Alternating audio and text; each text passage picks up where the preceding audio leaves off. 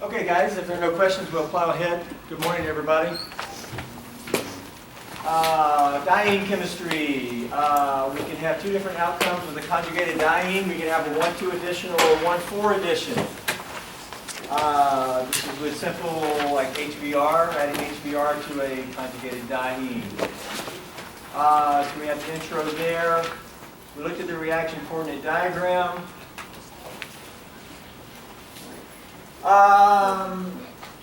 This is going to give this product first. Again, this is a symmetrical diene. No matter which side you react, you're going to get the same product.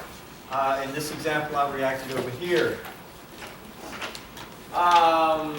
We react to give the allylic cation. The allylic cation is stabilized by resonance.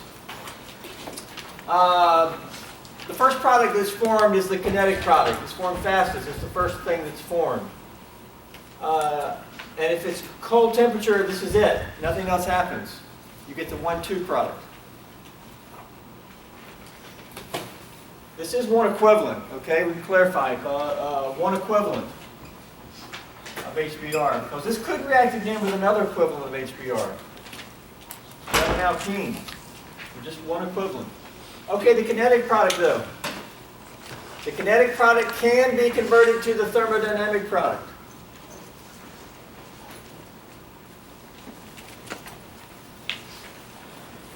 And this is the more stable product. To convert to the more stable product, you require heat, though. And with heat, you actually get an equilibrium.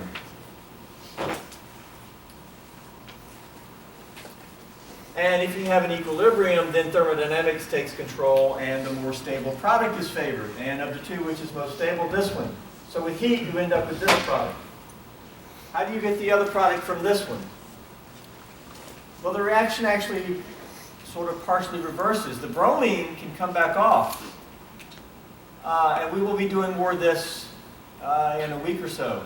The bromine can just return, go back off and go back to the allylic cation. What does this arrow mean? These electrons are leaving this carbon. Get the cation plus what? Plus Br minus. That's where the Br minus came from. The Br is acting as a leaving group.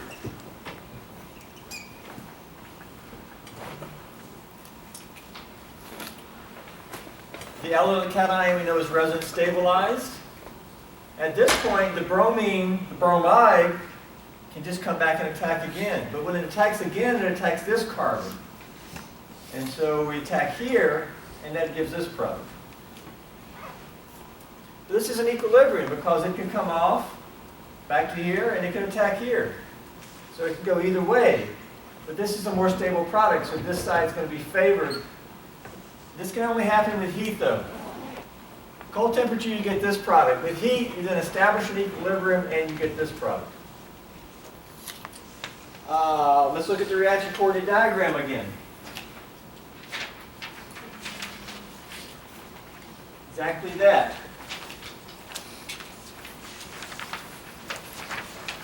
Here we go. Common intermediate. Cold temperature, not much energy. Reaction goes least energetic pathway. We get to 1,2 product. If it's cold, that's where we're going to stay. If it's hot, though, this can reverse. This can go back with heat. We can go back to here. And with heat, we can then go back up the highway. And heat can make us go the higher way, and we get over here. This is an equilibrium, but which is favored? An equilibrium, this is favored. The 1,4 product.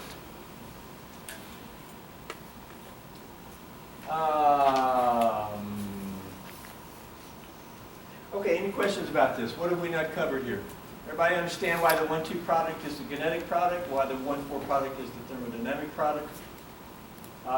Proximity effect, et cetera, et cetera. Any questions about Diene chemistry here?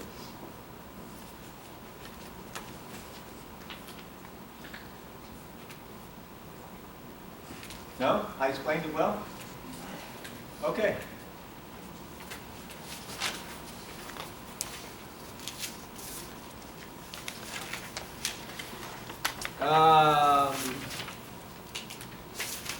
Let's look at some examples.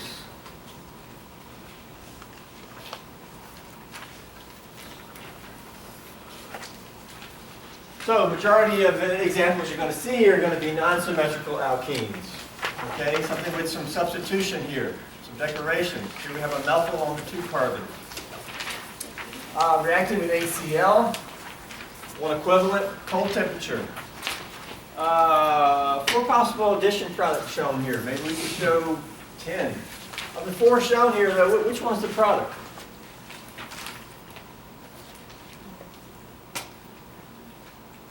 Which product did you get? Anybody?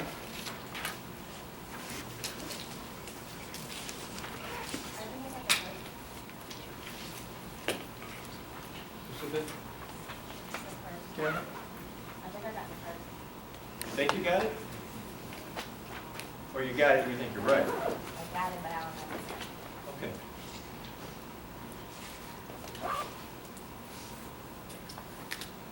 All right, how are we going to decide this? Which alkene we're going to react to, because they're not the same. One has a methyl and one does not.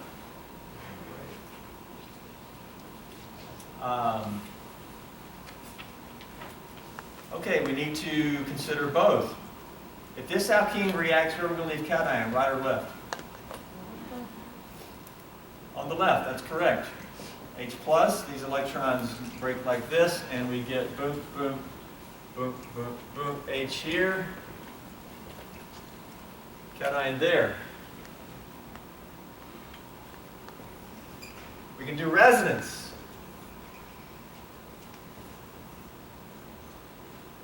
Boom, boom, boom. H there. We now have pi bond here, methyl there, and cation here. Yeah? Here's your cation. This is one cation, right? True color's pink. Here's red and white. They're both fake. True color's pink. This cation has characteristics of tertiary and primary. The hybrid has characteristics of both tertiary and primary. Just like pink has characteristics of red and white. But it's not red or white. It's a blend of these. Okay? What if we attacked over here? Where are you going to make cation, left or right? On the right. Hopefully you know why. I'm not sure you know why. H+. Boom. This would give boom, boom, boom, boom. H here, methyl here, and cation here, right? Resonance. Windshield wiper over.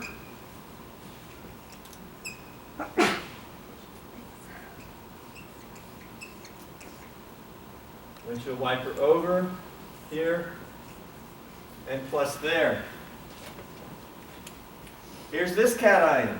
This cation has characteristics of secondary and primary. Which cation is best, this cation or that one? Would you rather have a cation with tertiary and primary characteristics or secondary and primary characteristics? This one. Better cation. Forget about it. Boom. Not going that way. This is the way we're going. Better cation. Okay, the next 10, 20, 30 times you do these reactions, this is the process you go through right here. We first have to choose which allylic cation we're going to form. This one. Okay. Now, Cl- will attack one of these cations. Really, it's attacking the hybrid at two different places, but we say it attacks one of these fake structures to give product. What's your product? Where's your chloride attack? Cold temperature, which product are we going to get? Tertiary. Which product does cold temperature give? First In general description, which product does cold temperature give? Kinetic. 1, 2. Yes. Which would be the 1, 2 product? Well, here's the H, right? So where do we need to add the chloride? Right next door. 1, 2. Chloride needs to add here. Okay?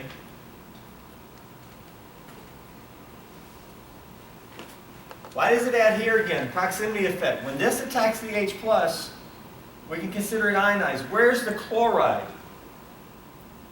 It's in the flask, but where in the flask? It's right next to the H+. Because as you learn in physics, there's something called Coulombic attraction. Minuses like pluses. Even though they're ionized, it doesn't mean they're way apart. They can be ionized, but they're still kind of close. The Cl- is near the H+. Coulombic attraction. We've got a different structure, but once it attacked, the Cl- is here, near where the H+ was.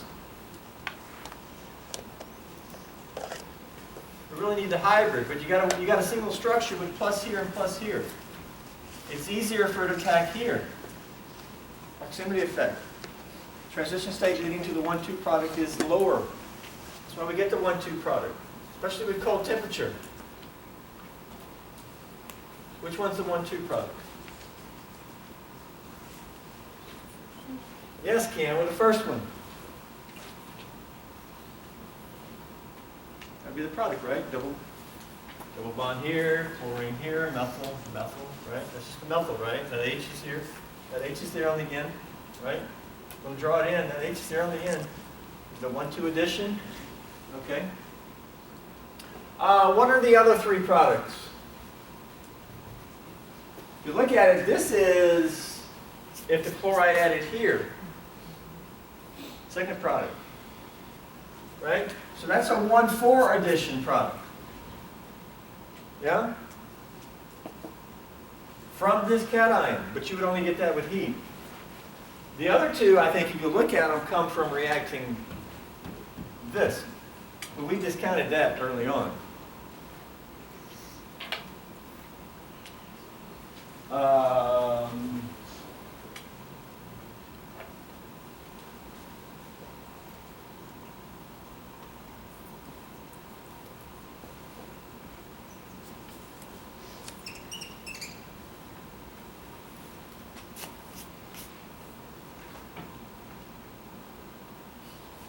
Okay, there's others for you to work there. There's an answer key in the back. Yeah. So in this case, isn't the 1, 2 product the most stable? Because you did the tertiary instead of the one with the heat, we did the. The 1, 2 product versus the 1, 4 product? No. That's 1, 2. That's 1, 2 product. This is the 1, 4 product. Right. Which one's more stable? This one. Try substituted Oh, I alkene. forgot it. Okay, good. That's a monosubstituted alkene. This is more stable. That's why with heat it is formed. Heat gives most stable, right? Okay. Let's see what type of questions are there. Any questions before we move on?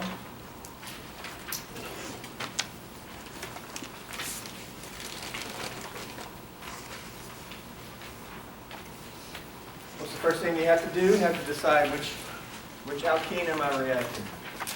Okay? You went through the process.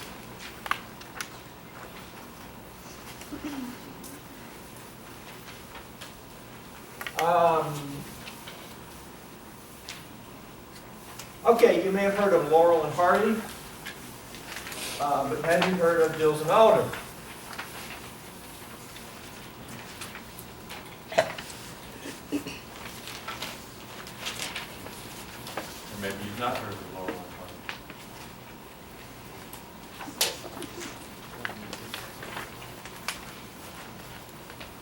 Diels-Alder reaction, a very important reaction of dienes.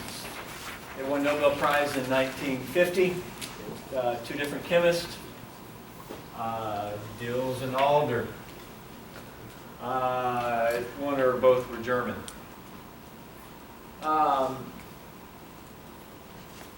Okay, this is the simplest example of a Diels-Alder. It is a cycloaddition reaction. Cyclo, we're making a ring. Okay? And two molecules are adding together.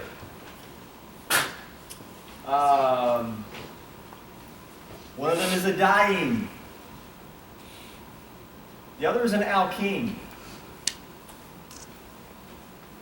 We call the other guy, though, a dienophile. Dienophile is like what? They like dienes. So it likes this diene.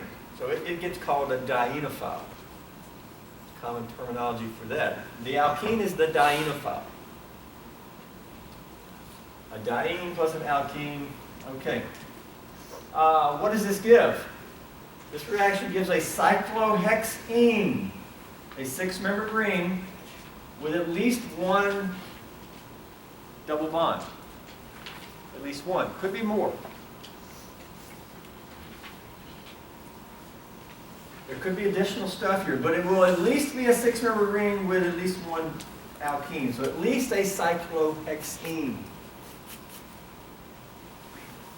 Now, a good way to remember this reaction is, if you took math at some point, this is 4 carbons. 1, 2, 3, 4. And this is 2, so it's 2.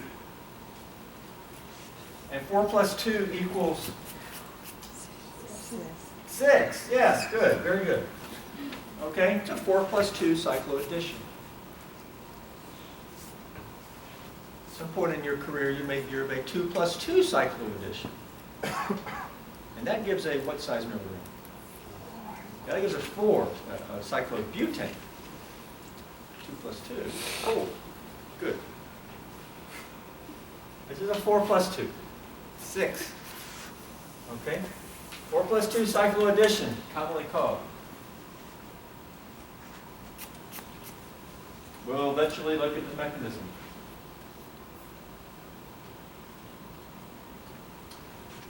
Well, let's look at the mechanism first. I think the mechanism is pretty straightforward. We don't need much room.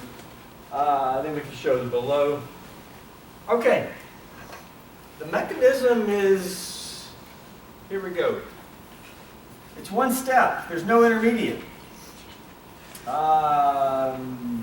Typically, we can start anywhere. It's going to be 3 arrows.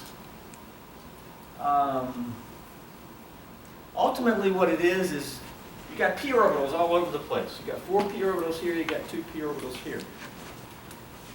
These p orbitals approach each other in a reaction chemistry undergoes. It's almost a little bit like resonance from 2 different molecules, although it certainly is not resonance.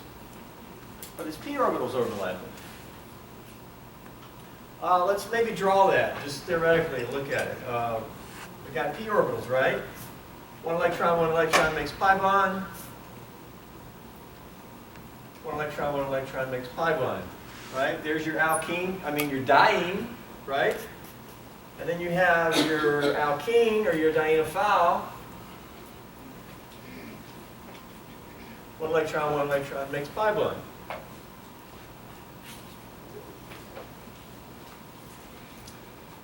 The 4 and the 2, they approach each other to react.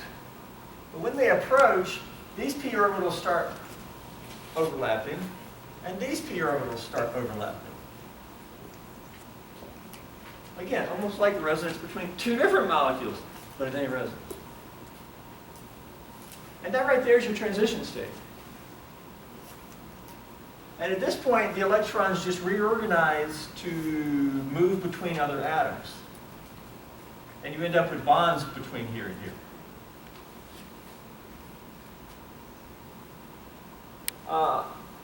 Arrow pushing, we show it like this. You can start with any place. I want to do 3. Let's see if my arrows lead to that. What if this pi bond moves and bonds here? What if these electrons hinge up and bond here. And then what if these electrons just move down? What does that arrow movement give? Well, it gives that there. Because this means this is moving over to make single bond between here and here. This is hinging up to make single bond between what? No, many of you think this carbon is now bonded here. No, the electrons are being pulled away from that carbon.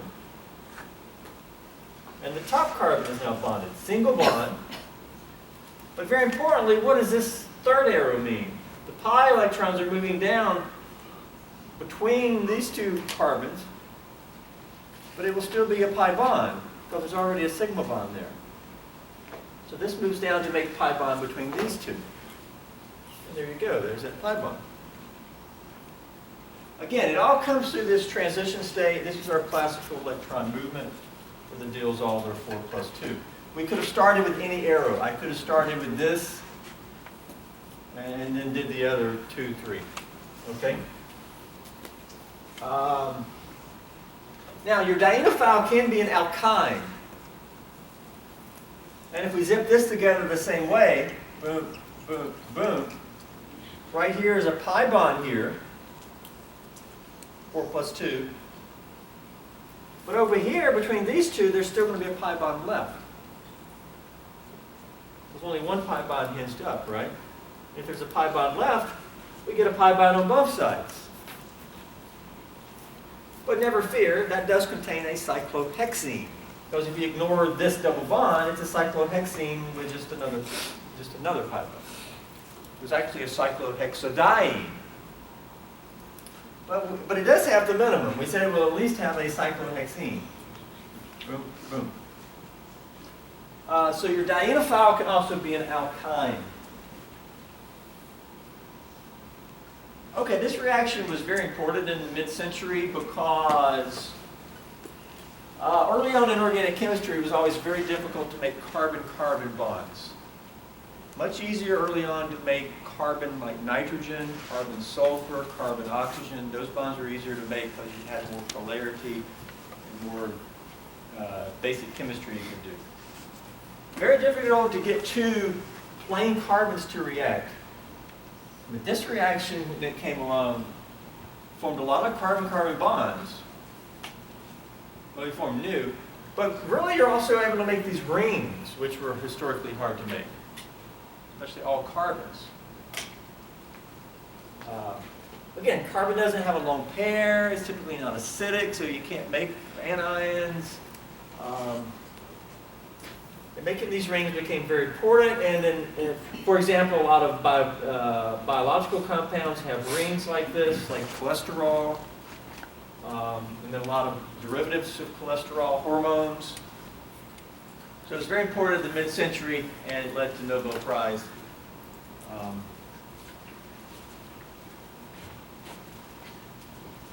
Now, cycloaddition.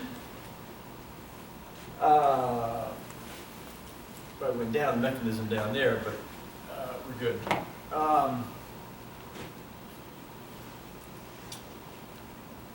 Cycloaddition, again, because two things are adding together to make a cyclic compound. Cycloaddition of these two. It's a general type of a pericyclic reaction. Some books have a chapter on pericyclic reactions, with this being a type of pericyclic. A pericyclic reaction is one that has a cyclic transition state. It's your transition state. Okay. Cycloadditions are your most common, but there are other types.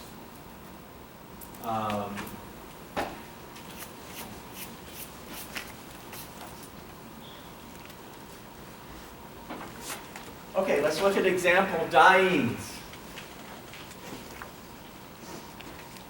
It's got to at least be a diene, so this is just simple. The others will have some substituents or be even rings. One thing about these, the S-cis form is required for it to react in the Diels-Alder reaction. What is S-cis? Well, cis we know is same side. What is cis? Neither alkene here is stereogenic. This is referring to the single bond out the single bond. But look at the single bond. The alkenes are on the same side there. Where here, the alkenes are sort of opposite. This is called S-trans. Now these are not fixed. That's free rotation. So these are really just conformers. It's additional terminology. And this should make sense because if these two are going to come over here and react with this to make a six-membered ring, don't both of these carbons need to be this way? I mean, if I'm going to go react with you over here and make a bond, well, how am I going to do it if I'm like, oh, I need to rotate this over and then react, right? It needs to be in the S-cis form to react. It cannot react in the S-trans form. Again, usually this has free rotation. We need to keep this in mind. Okay, we may see substituents on one of the alkenes. It's no longer symmetrical. We're going to have to figure out how to deal with this. Here we go. These two are particularly reactive in Diels-Alder. We see the diene here. It's already in a ring form, though. They can still react. This is a diene. These are particularly reactive because they're stuck in the S-cis conformation. Okay? See, these two are like this. Could this rotate and one of the double bonds go like this? It cannot because it's connected through here. So it's stuck like that. It's stuck in this conformation, right? It's where this is connected. And it cannot.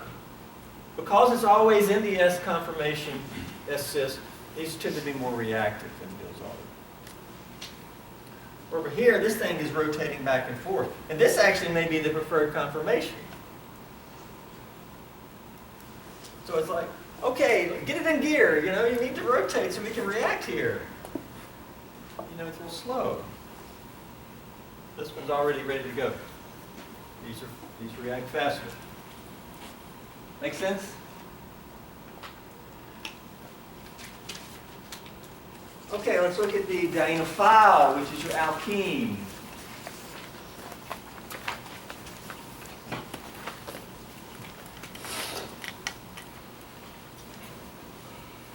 Very often it's more than just an alkene.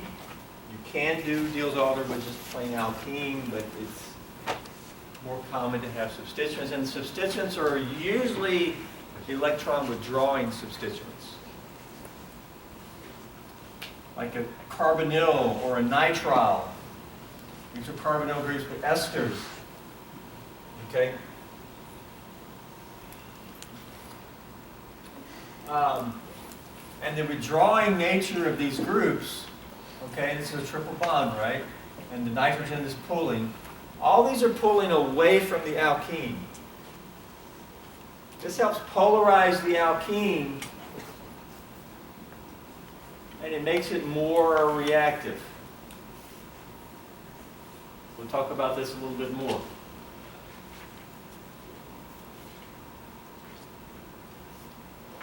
So typically your dienophile contains an electron withdrawing group to make it more reactive. Now this is maleic anhydride. This is what is in the lab for next week. There is a Diels-Alder. I'm considering, though, instead of doing lab next week, I'm considering doing a lecture/review session in lab instead of lab next week.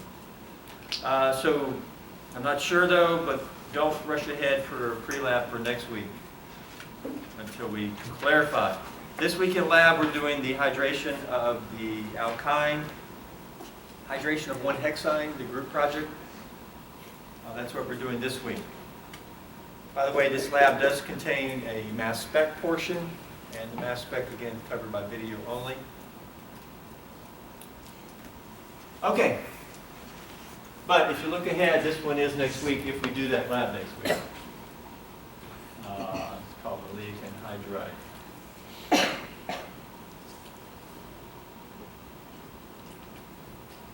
Okay. This This is actually repeated on the next page, but I reckon I'll cover it here. Stereochemistry. There's no intermediate in the Diels-Alder reaction. It's just they come together and boom, it's done. Just a transition state. But because of that, there's no chance for any change in stereochemistry. So the stereochemistry of your starting materials is sort of maintained in the product. And let's look at that idea. For example, if you react this diene with this dienephile, 4 plus 2, here's your 4, here's your 2. You got to know that's just substitution, baggage. Okay? 4 plus 2, here's your 6. These two groups are cis on the alkene, so they're going to be cis in your product. Stereochemistry is maintained. Now, what type of stereochemistry is here? There's no longer an alkene. The alkene's gone. Now these two carbons are both tetrahedral. But since they're tetrahedral, we can have either cis or trans just in terms of our projections, right? It's not an alkene, but it's a ring. It's ring stereochemistry. And these are going to be cis. On the other hand, if you do this reaction with your alkene being trans, then you'll get the trans product. They will be trans there. All right. Now, I'm not going to take us through the actual transition state and why it's maintained, et cetera, et cetera. So it's going to be just kind of memorization. But it's a partial consideration of the stereochemistry with the idea that it's sort of maintained. But what does that mean? And can you ultimately understand the difference between cis and trans? Hopefully so. We've looked at it numerous times. So we're taking a step towards understanding the stereochemistry. Let's look over here at the diene.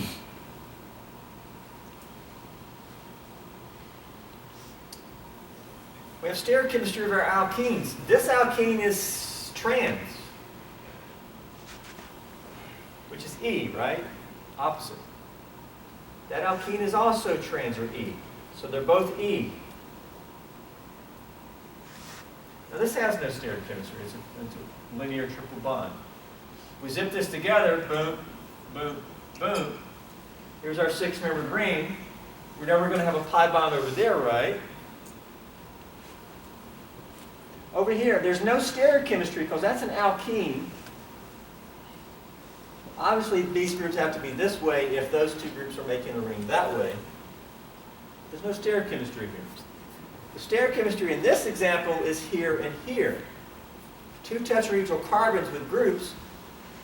These groups can be either cis or trans. But they're going to be cis because they were the same here. Since they're the same there, they're going to be the same here. Again, I'm not going to take us through exactly why same equals same. Okay? If you take an advanced course and look at this, you'll look at maybe modeling of transition states. We're not going to do that. On the other hand, look down here. Same example, except here, this alkene is E, but that one is Z. Different.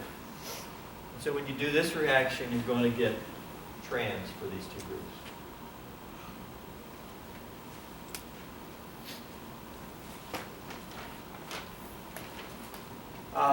Now we didn't talk about enantiomers. What else are we going to get here? This reaction, plus what?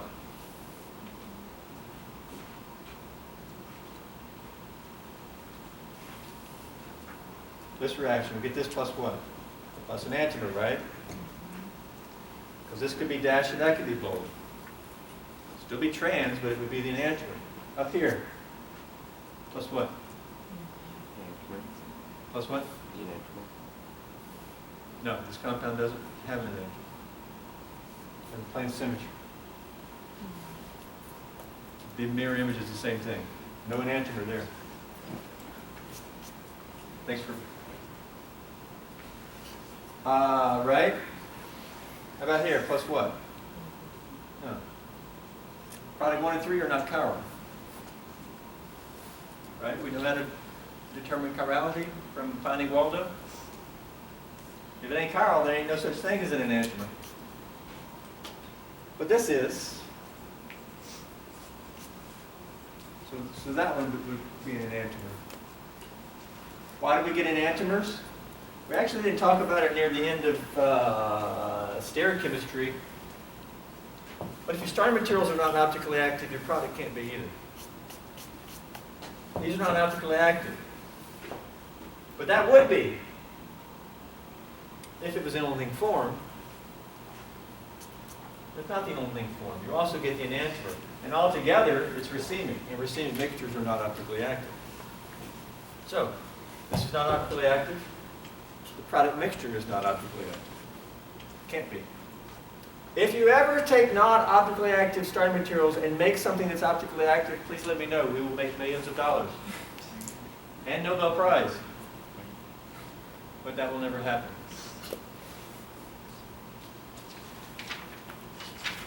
Okay, on the flip side is what we looked at. I looked at from the web. Don't tell anybody. On the flip side is mine. Somehow they're both in here. Just a repeat. What can we look at new though?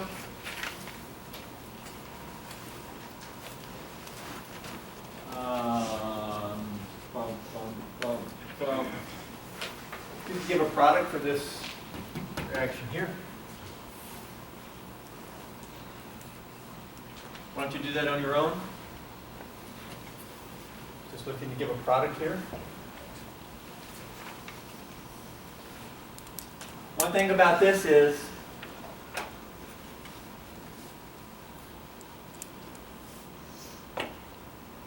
you got to be careful. A lot of times you'll just say, hey, here's a diene, and here's an alkene, and somebody will even show you this. Basically, they'll tell you everything, and so all you have to do is just use about that much of your brain.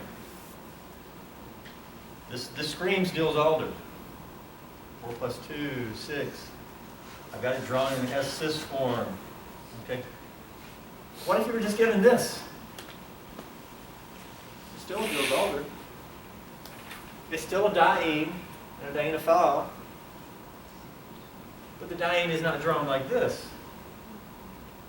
So you got to recognize that this is a Diels-Alder reaction. And here's a question. If it ain't Diels-Alder, then what else is it? I think it should be some other type of reaction, and write that down or ask, but there's no other reaction that can be. There's no other chemistry here. So, and I would recommend drawing this in S-cis or S-trans? S-cis, right? Okay.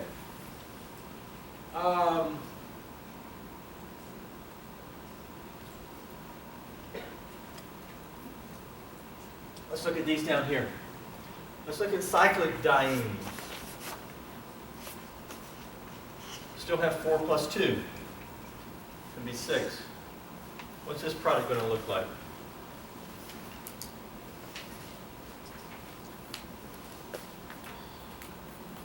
These cyclic ones, my recommendation is to ignore the sort of bridge here. Ignore that.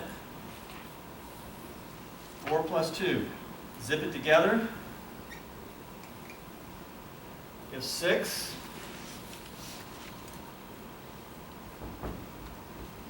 Pi bond here.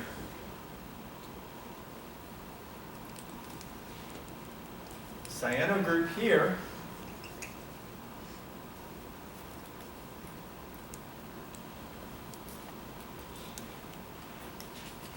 Now this is CH2, which we ignored.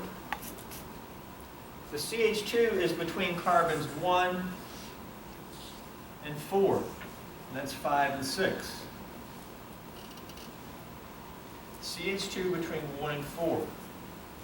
1, 2, 3, 4, 5, and 6. The CH2 between 1 and 4 is still here. But now we just draw it in. Boom, boom. And there's your product. It's there. It just doesn't do anything.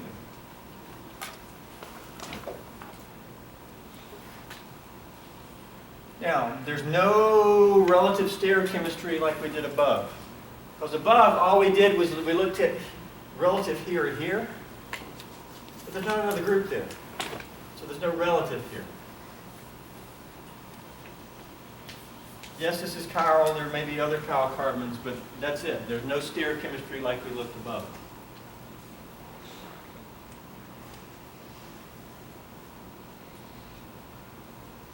How about the one below? Why don't you do that one real quick?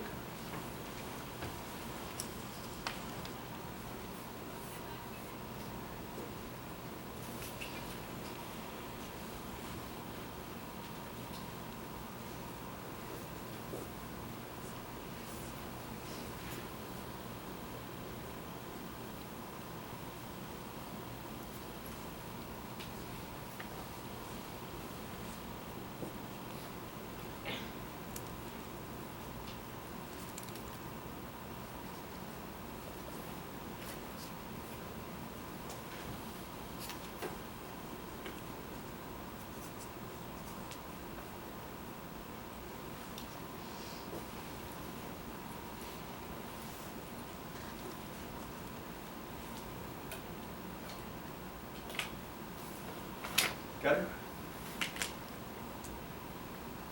4 plus 2, 6. And you can zip it together.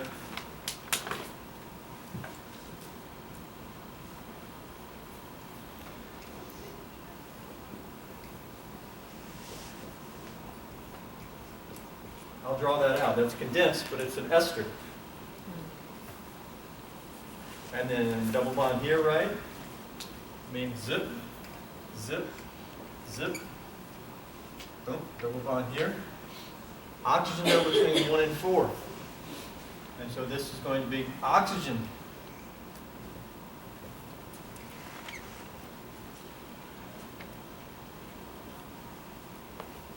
It's the same as above, except that's a CH2 bridge. This is an oxygen bridge.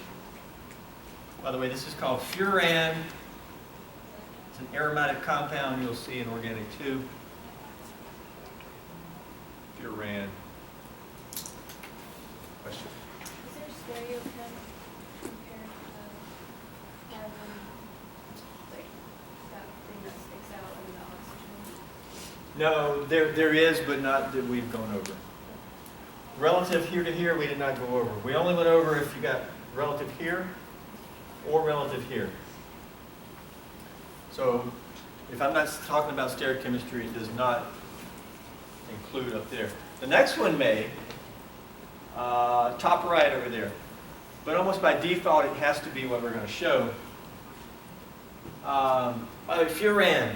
Furan's a lovely compound. It used to be the biggest producer in the country of furan used to be General Mills. They also make like your Cheerios or something, or Cocoa Puffs or something. What do they make? Okay. General Mills make cereals. They also make furan.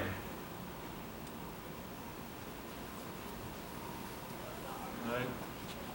Because furan comes from the leftover corn that's not used in the cereal. And so instead of them wasting it or something, they convert it to things like furan. All right. Carbohydrates. Take a carbohydrate and start dehydrate. A 5-carbon carbohydrate. There's only 4 here because one of them gets lost in the reaction. Okay. Top right.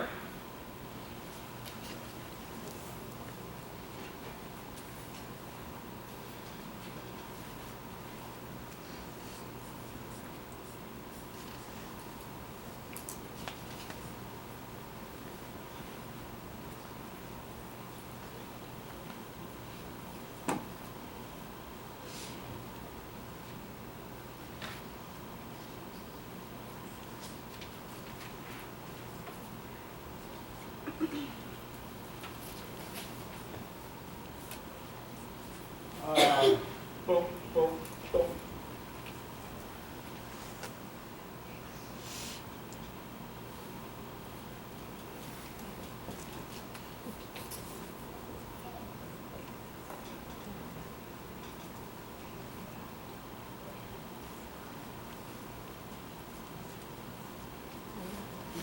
Right there, we make that 6-membered cyclohexene. Right here, 6-membered cyclohexene. Our dienophile is cyclic. It will remain cyclic. These two groups are cis on the alkene. They'll remain cis. These two carbons are tetrahedral now. We now have projections. Right? Plus what? To what? No, there's not an answer. No, that's it. Oh, Plus nothing. That compound's not chiral. right. See the plane symmetry? No enantiomer. You can draw them both dashed. Be the same compound. Just flipped over. Any way you want it. I could have drawn them both dashed. Same compound. Just like I can draw a right hand on the board with a thumb on the left, or I can draw a right hand on the board with a thumb on the right. Same thing. How about down here? Product? Anybody got it? Product? Hunter? Product? Why none? Train. Because what? Train. What's trans? I thought you were talking about the last one. Not bad. Yeah. Oh, two dying. I'm having trouble hearing. I said two alkene bonds or trains. So, yeah. Okay, what do we call that type of stereochemistry or S trans? That's S trans. Okay, now I know what you're talking about. The double bonds are trans about the single bond. Can they rotate? Actually cannot. This guy cannot do a Diels-Alder reaction. No reaction.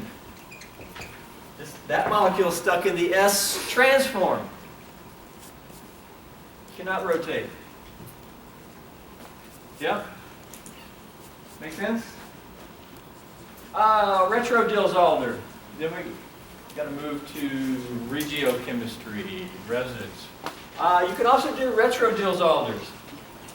Reverse. You take this compound, you heat it up, and you can go back to the originals. It would be a reverse Diels-Alder, a retro. Retro. You guys know retro? Okay.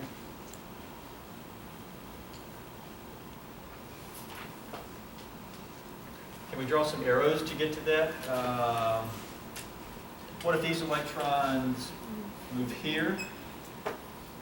These electrons move here, fall down, make a pi bond. These have to break. These move here. That would break this apart into that. This would be driven by entropy. One molecule breaking into two. Drive entropy by heating. This is possible. Go backwards. Usually though with pretty high temperature though.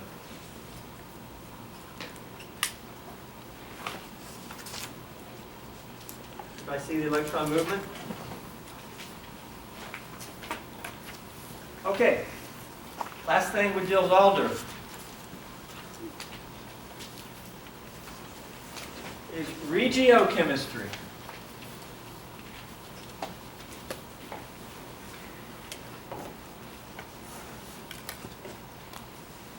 If we react this diene with this alkene dienophile, you can actually get two different outcomes over here. Which product are we going to get?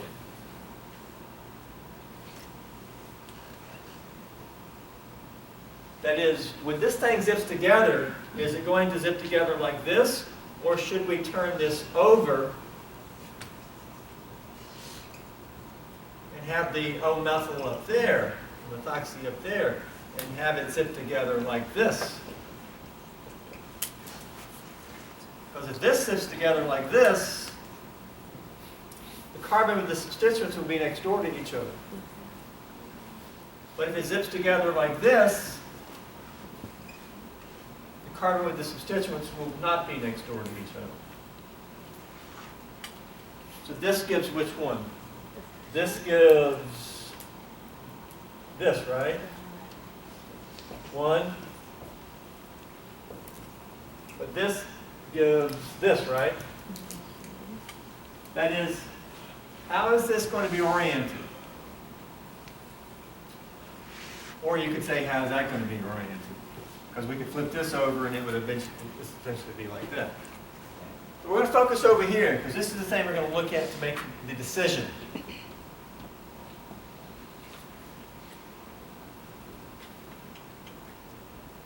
Okay? What we're going to be looking for is polarization. Polarization.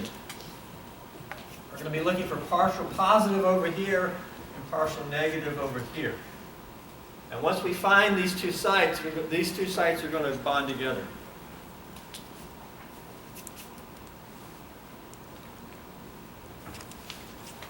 We're going to have to draw resonance structures here. Resonance. Okay, we're out of time, so we can't get here any further. Next time, we'll be moving to, we may see if there's any questions about mass spec.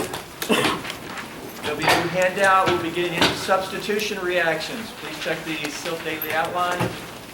Substitution reactions. Very important. Even more important than alkene reactions. Substitution reactions. See some of you in lab? Probably upstairs. Have a good day, guys.